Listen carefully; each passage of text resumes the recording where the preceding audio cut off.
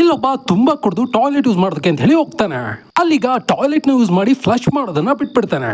ಹಾಗೆ ಚ್ಯೂಯಿಂಗಮ್ ನ ತಿಂದು ರ್ಯಾಪರ್ ನ ಅಲ್ಲೇ ಹಾಕ್ಬಿಡ್ತಾನೆ. ಈಗ ಅವನು ಅಲ್ಲಿಂದ ಹೋಗ್ಬೇಕಾದ್ರೆ ಅವನಿಂದ ಏನೋ ಸೌಂಡ್ ಆದಾಗೆ ಕೇಳುತ್ತೆ. ಇವನೀಗ ಏನದು ಅಂತ ಹೋಗಿ ನೋಡಿದ್ರೆ ಕೀಪ್ ಕ್ಲೀನ್ ಅನ್ನೋ ಸೈನ್ ಬೋರ್ಡ್ ಕೆಳಗಡೆ ಬಿದ್ದಿರುತ್ತೆ. ಈಗಲೂ ಕೂಡ ಅದನ್ನ ಸೀರಿಯಸ್ ತಗೊಳ್ದೆ ಅಲ್ಲಿಂದ ಓಡೋದಕ್ಕೆ ಅಂತ ಹೇಳಿ ರೆಡಿ ಆಗ್ತಾನೆ. ಆಗ್ಲೇ ಸ್ಯಾನಿಟೈಸರ್ ಈಗ ಆಟೋಮೆಟಿಕ್ ಆಗಿ ಲಿಕ್ವಿಡ್ ನ ಕೆಳಗಡೆ ಹಾಕಿ ಅವನ್ನ ಕೆಳಗಡೆ ಬೀಳೋ ಹಾಗೆ ಮಾಡುತ್ತೆ. ಈಗ ರೂಮ್ ಲಾಕ್ ಆಗುತ್ತೆ, ಲೈಟ್ ಗಳೆಲ್ಲ ಆಫ್ ಆಗ್ತವೆ, ಹಾಗೆ ಅಲ್ಲಿದ್ದ ಹೋಲ್ ಗಳೆಲ್ಲ ಆಟೋಮೆಟಿಕ್ ಆಗಿ ಕ್ಲೋಸ್ ಆಗ್ಬಿಡುತ್ತೆ. ಮತ್ತೀಗ ಅವನ ಹಿಂದ್ಗಡೆಯಿಂದ ಸೌಂಡ್ ಬರೋ ಹಾಗೆ ಕೇಳುತ್ತೆ. ಇವನೀಗ ಏನದು ಅಂತ ನೋಡಿದ್ರೆ ಬಾತ್ರೂಮ್ ಇಂದ ಈಗ ನೀರು ಆಚೆ ಬರೋದಕ್ಕೆ ಶುರು ಆಗುತ್ತೆ. ಈಗ ಅವನು ಅಲ್ಲಿಂದ ತಪ್ಪಿಸ್ಕೊಳ್ಳೋದಕ್ಕೆ ಅಂತ ಹೇಳಿ ಟ್ರೈ ಮಾಡ್ತಾನೆ, ಬಟ್ ಎಲ್ಲಾನು ಲಾಕ್ ಆಗ್ಬಿಟ್ಟಿರುತ್ತೆ. ಈಗ ಮೇಲೊಂದು ಗ್ರಿಲ್ ಇರುತ್ತೆ, ಅದನ್ನೀಗ ಓಪನ್ ಮಾಡ್ತಾನೆ. ಅಲ್ಲಿ ನೋಡಿದ್ರೆ ನೀನು ಬಾತ್ರೂಮ್ ನ ಕ್ಲೀನ್ ಆಗಿ ಇಟ್ಟಿಲ್ಲ ಅಂತ ಹೇಳಿ ಬರ್ದಿರುತ್ತೆ. ಈಗ ಅವನು ಸಾರಿ ಅಂತ ಹೇಳಿ ಜ್ಞಾನ ತಪ್ಪಿ ನೀರೊಳಗಡೆ ಬಿದ್ದೋಗ್ತಾನೆ.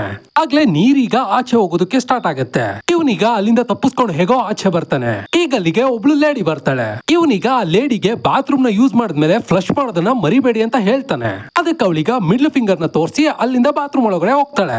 ಈಗ ಸ್ವಲ್ಪ ಹೊತ್ತಿಗೆ ಲೈಟ್ ಎಲ್ಲ ಆಫ್ ಆಗುತ್ತೆ. ಅವಳೀಗ ಇವನ್ ಹಾಗೇನೆ ಕಿರ್ಚಾಡೋದಕ್ಕೆ ಶುರು ಮಾಡ್ತಾಳೆ.